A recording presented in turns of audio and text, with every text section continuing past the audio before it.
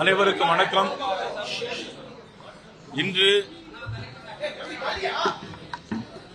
திரு சிரோன்மணி குரு ரவிதாஸ் அவர்களுடைய பிறந்த நாள். திரு சிரோன்மணி ரவிதாஸ் அவர்கள் மிகவும் தாழ்த்தப்பட்ட சமூகத்தில் பிறந்து இந்த மக்களுக்காக வாழ்ந்து காட்டிய மிகப்பெரிய மகான். 15ஆம் நூற்றாண்டில் வாழ்ந்த மகான் அவர்கள் உத்தரப்பிரதேச மாநிலத்தில்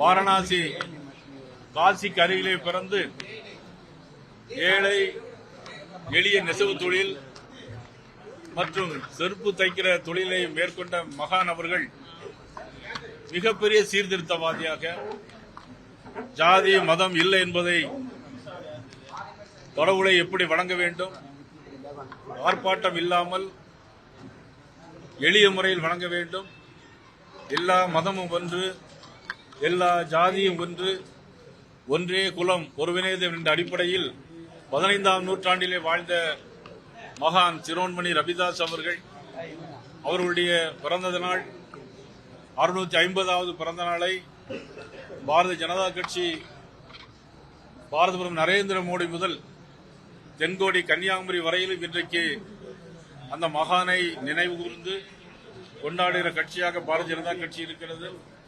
பாரதிய ஜனதா கட்சி எல்லா மக்களுக்கும் ஒரே தலைவராக பாரத நரேந்திர மோடி அவர்கள் இருக்கிறார்கள். தொடர்ந்து இந்திய நாட்டின் நலனுக்காக சிரோன்மணி மகான் காட்டிய வழியில் பல்வேறு வாழ்ந்து காட்டிய வழிகளில் பிரதமர் அவர்கள் இன்றைக்கு நாம் இந்த விழாவை கொண்டாடி கொண்டிருக்கிறோம்.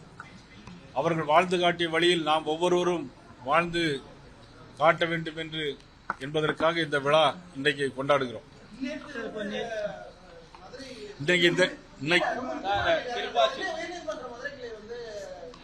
கரூர் சமூகத்தில் பாதிக்கப்பட்டவர்களுக்கு வழங்கப்பட்ட பணியானது கேன்சல் செய்யப்பட்டிருக்கு. உங்களுடைய கருத்து என்ன சார்? அதாவது இது நீதிமன்றத்தில் இருக்கக்கூடிய விஷயம். நீதிமன்றத்தினுடைய தீர்ப்புகள் நம்ம போகிறது அவ்வளவு சரியாக இருக்காது. ஏன்னா அங்க நம்முடைய மூத்த வழக்கறிஞர், முன்னாள் டெப்டி ஸ்பீக்கர், முன்னாள் நாடாளுமன்ற உறுப்பினர் அண்ணன் நமது விபி துரைசாமி அண்ணன் இருக்கிறாங்க. அவங்களுக்கு நன்றாக தெரியும் நீதிமன்றத்துக்குள்ள எந்த கருத்து நம்ம சொல்லக்கூடாது. ஆனாலும் தமிழக முதலமைச்சர் என்ன செய்திருக்க வேண்டும் என்று சொன்னால், இதெல்லாம் கொடுப்பதற்கு முன்னால் ஆராய்ந்து பார்த்து ஏற்கனவே நொந்து போயிருக்கிற, ஏற்கனவே மிகவும் வருத்தத்தில் துயரத்தில் இருக்கிற அந்த மக்களுக்கு, அதான் ஒரு பழமொழி சொல்லுவாங்க, என்னன்னா கண்ணிழந்தான் பெற்று இழந்தான். கண்ணிழந்தான் திரும்ப கண்ணை பெற்றுட்டு திருப்பி இழந்தது போல இந்த இன்னைக்குள்ள சம்பவம் அமைஞ்சிருக்கு. அதை முதலமைச்சர் எந்த விஷயங்களையும் ஆராய்ந்து பார்க்காமல் எடுக்கக்கூடிய முடிவின் விளைவாக இது இருக்கிறது.